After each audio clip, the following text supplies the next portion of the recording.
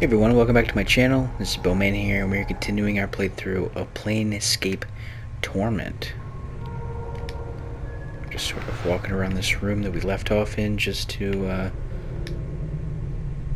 just make sure we're not missing anything.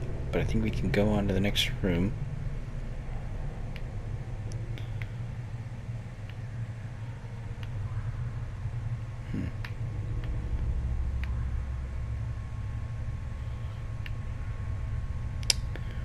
One zombie in here, huh?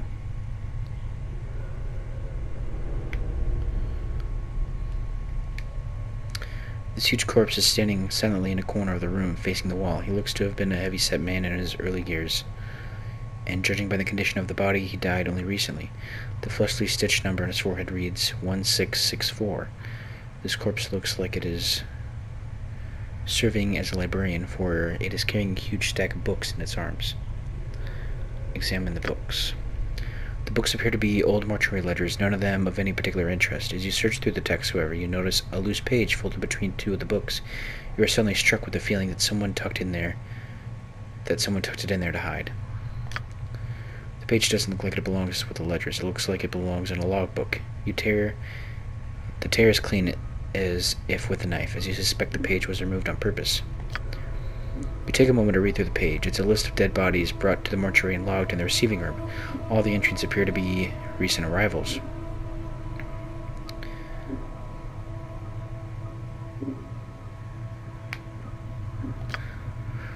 This huge corpse... okay.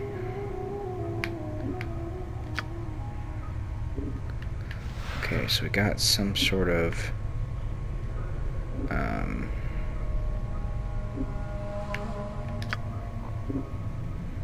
let's see. This ragged page looks like it was cut nearly out of a book.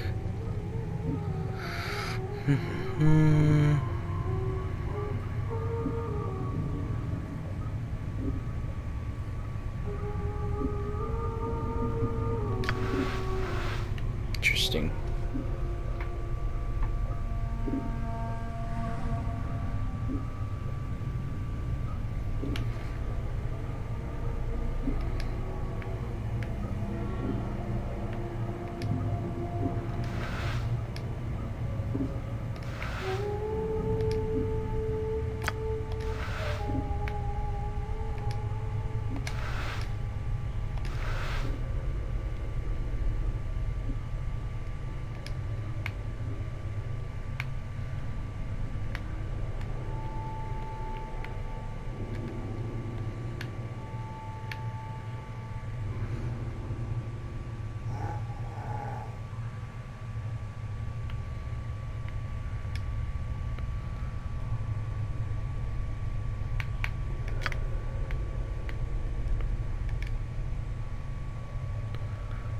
This heavily stitched corpse is shuffling lazily back and forth between two slabs.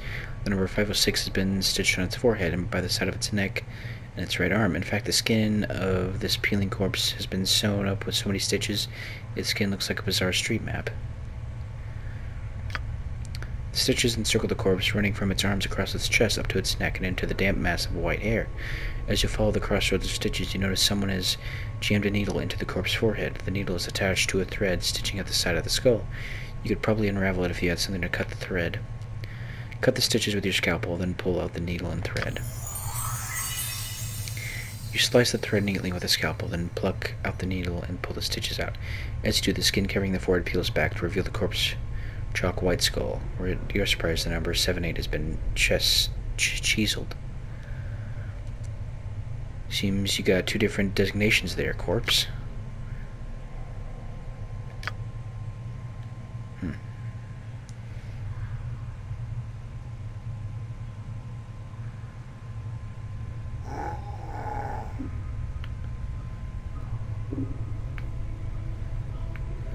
Let's see.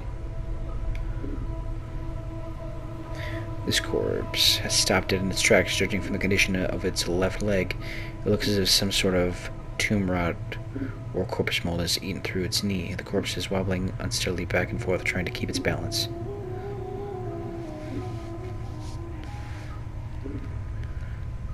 Trying to help the corpse balance. You reach out for the corpse's left arm to help steady it. As you grab its arm, however, the corpse suddenly sways to the right, and you end up tugging the corpse rather than steadying it.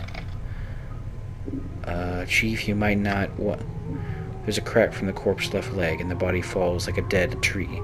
Its torso strikes the bone flagstones and shatters like a rotten melon. Filth ichors gurgling from the cavity.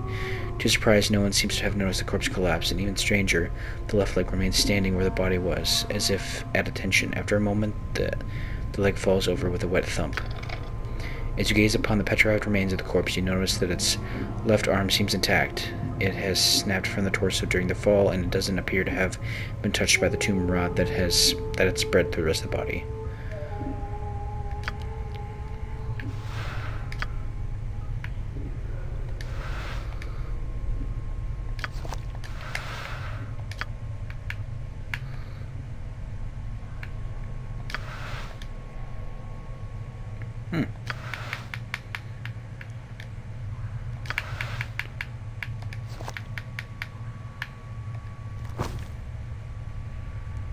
And we are now using a arm for a weapon. I like it. Alright.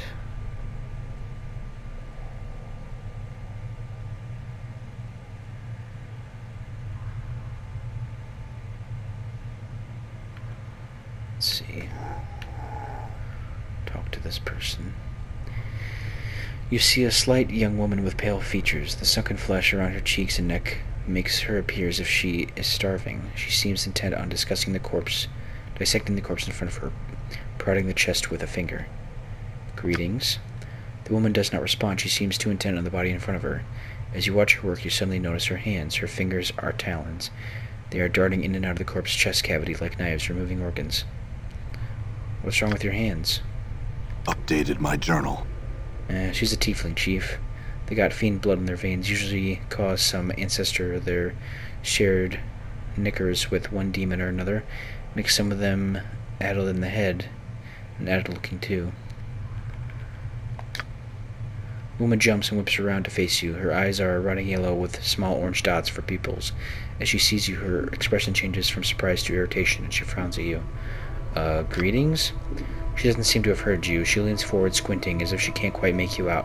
Whatever is wrong with her eyes must make her terribly nearsighted. You. She clacks her taloned fingers together, then makes a strange motion with her hands. Find thread and embalming juice. Bring here. To Ivane. Go, go, go. You've been assigned a quest. Quests are displayed in your diary and in the quest portion of your journal. I had some questions Updated first. my journal. She turns away. She makes no sign that she heard you.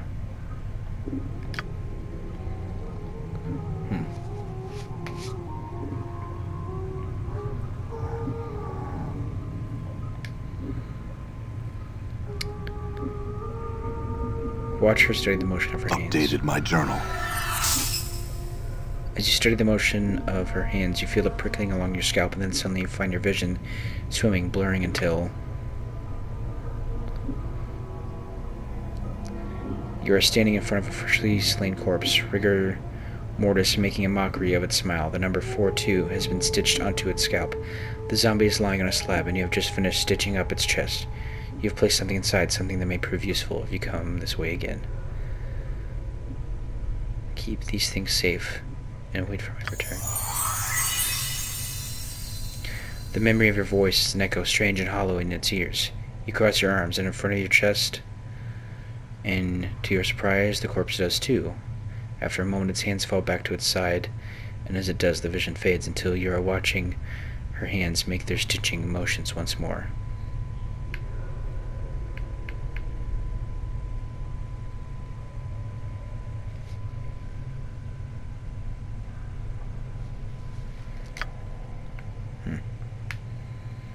Let's see.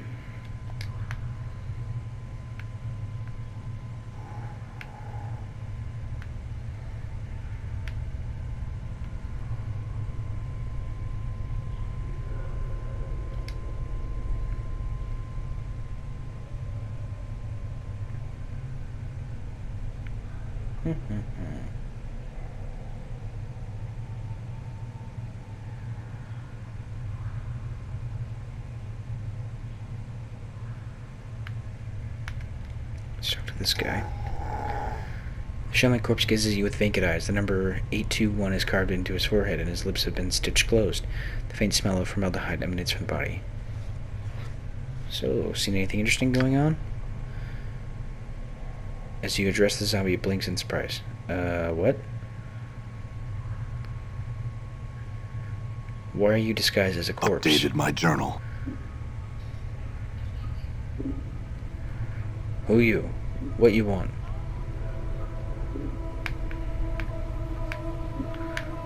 Why I was looking for you. Looking for me? Why?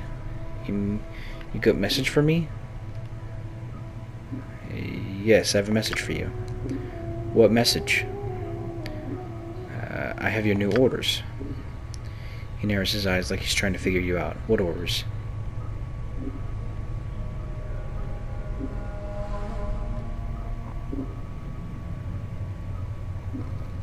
I am here to relieve you. Give me all the information you've gathered and all your possessions. Updated my journal. The zombie looks disappointed, but he shrugs and begins to fish deeply into his stained tunic. Dushy's been quiet, nothing new since the last report. After a few moments, he hands you some items, then grunts. Here, judging by the smell, they must have been hidden so to avoid turning up if he was searched. We leave here a short while. Leave how? The zombie nods. You will now go to arch on first floor, northwest. Finger bone, shape of crook. He holds up his index finger and bends it into a crook. When you have key, go to arch, jump a secret crypt, and then escape from there. Secret escape room. He nods eagerly. You can rest there. Crooked finger bone. Where am I going to find one of those? Updated my journal. He shrugs. Must have been one around somewhere. Look in storage rooms on number 4. Maybe there.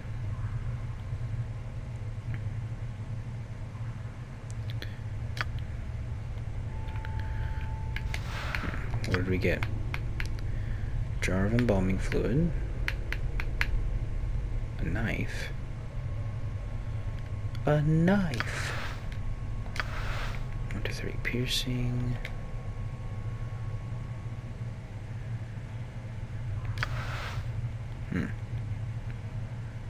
Interesting.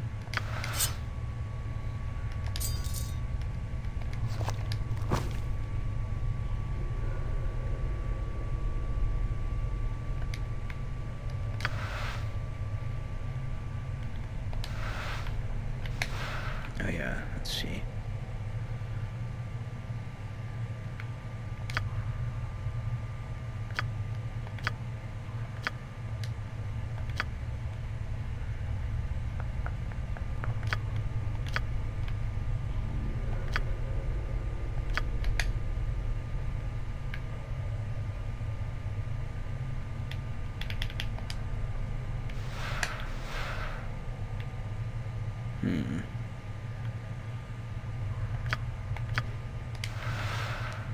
Where's this quest thing?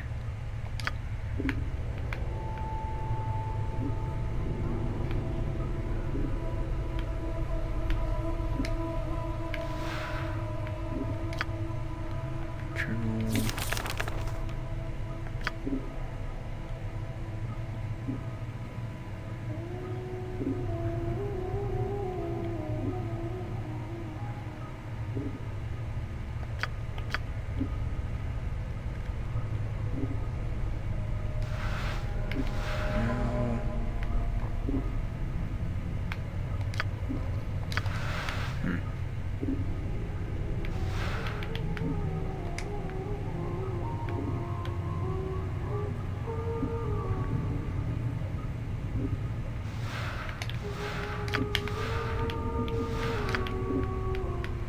Hey, what's eating you, Chief?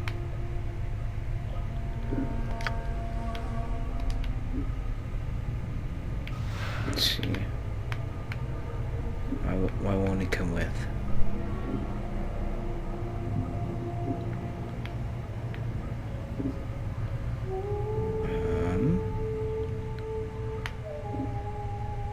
What's up? Sure, why not? Can we go together? Why Yeah. not?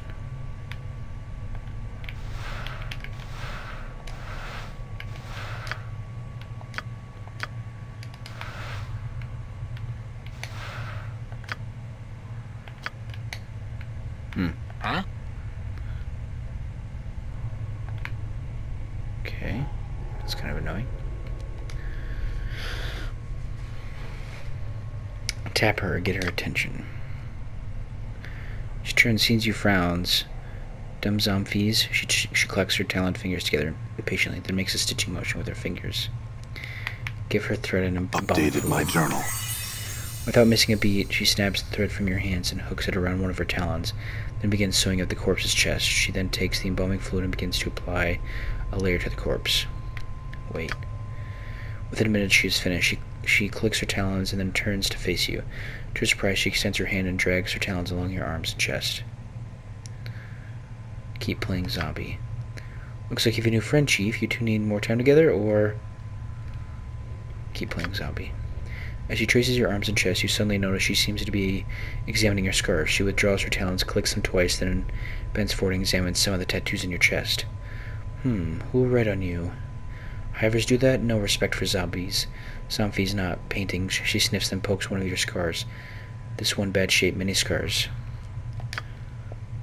Her talons suddenly look into the thread you brought her, and lightning like she jabs another talon into the skin of one of your scars. It fears barely more than a pinprick, but it looks like she's about to start stitching you up. Let her Updated work. my journal.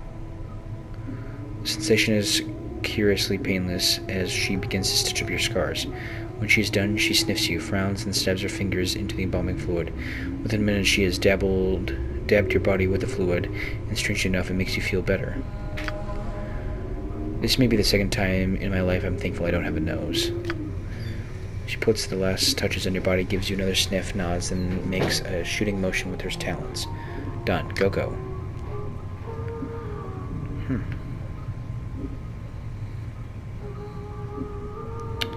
Okay, let's see. Is there... Done.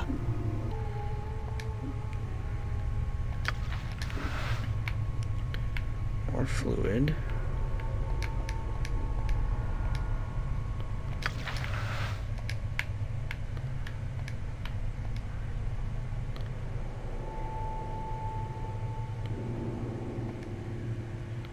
This container is locked.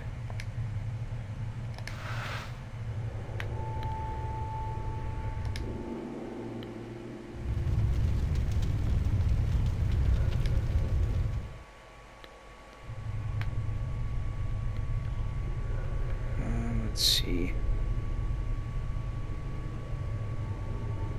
Did that guy leave? Yeah, he did. Should be okay. All right. Door's locked. You'll need to find a key.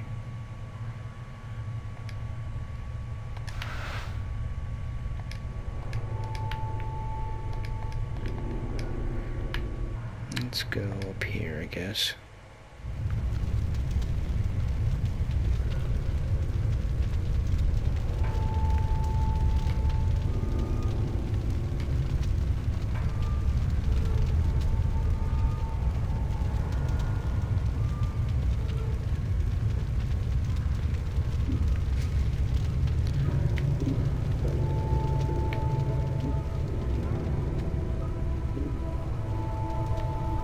I'm gone.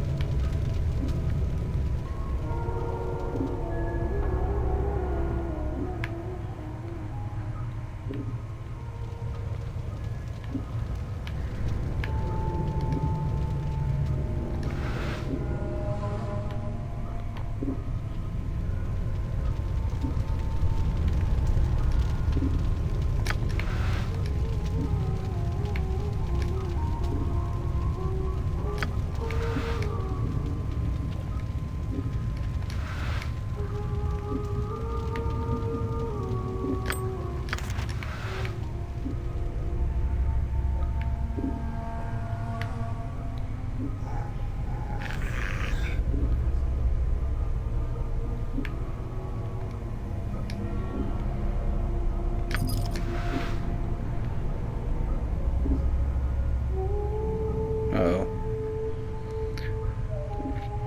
Are you lost? No.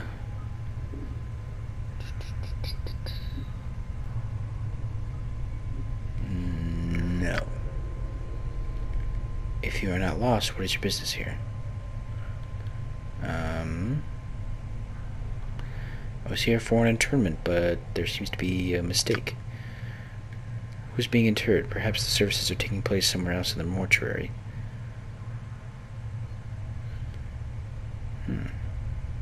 That could be. What are these other services taking place? Several interment chambers lie in the perimeter of the mortuary. They follow the curve of the wall on the first and second floors. Do you know the name of the deceased? Yes.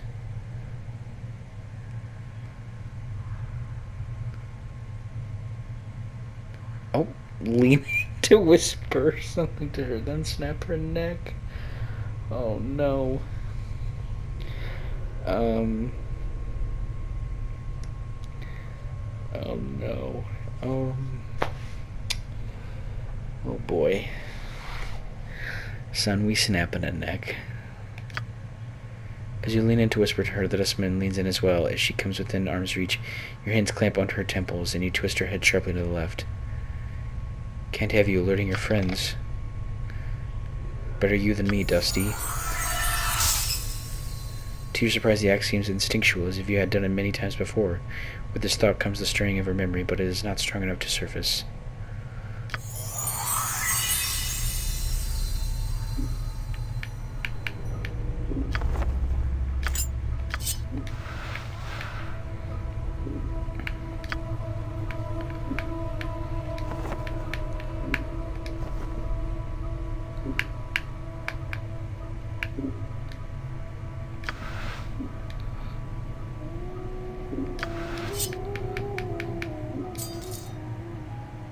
Oh, what happened?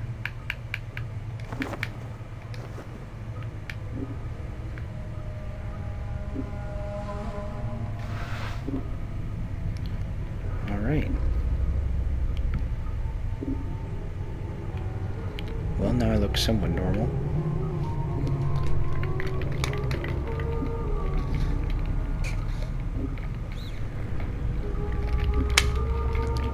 Well, hopefully that won't bother us now.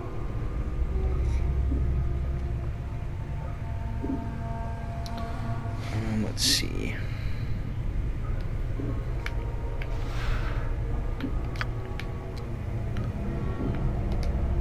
Let's go check out over here. Man, we're pretty slow with this stuff on.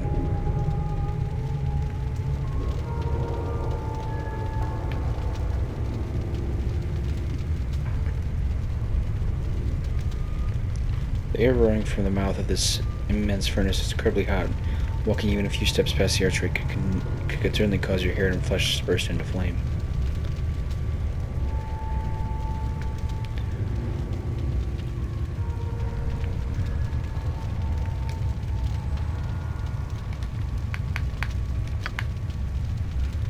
I wonder if this Greybeard would mind if I borrowed his body. Greybeard?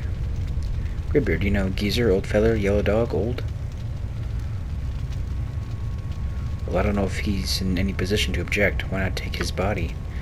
Morty studies the skeleton for a moment, then shakes his head. Nah, I need a fresher one than this. Something with a little more dignity. One that's...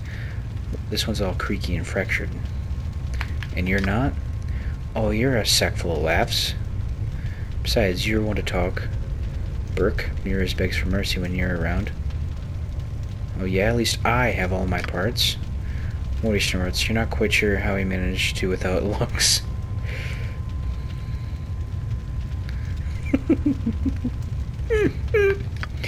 The one thing I love so far about this game is the dialogue. It's pretty funny. Okay.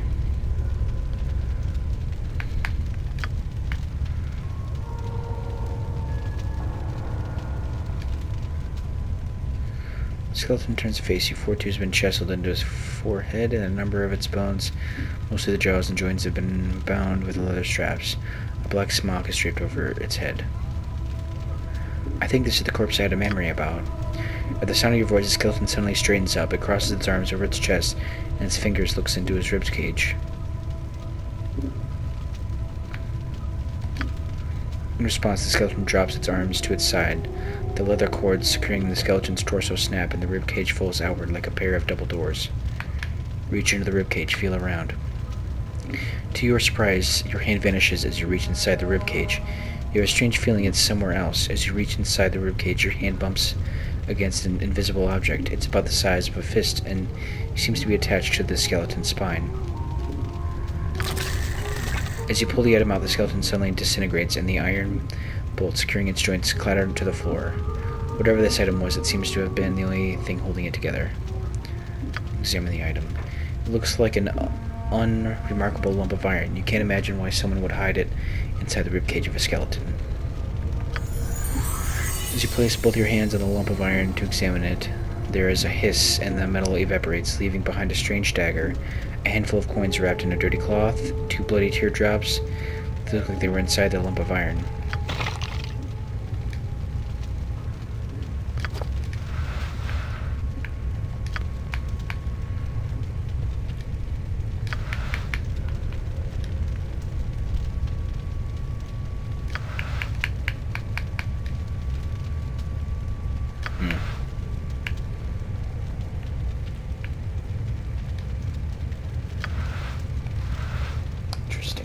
Well, ladies and gentlemen, I think we'll end this episode here. I know this game, so far at least to me, this game is a little bit more sort of slow-paced and a little bit more sort of story and dialogue,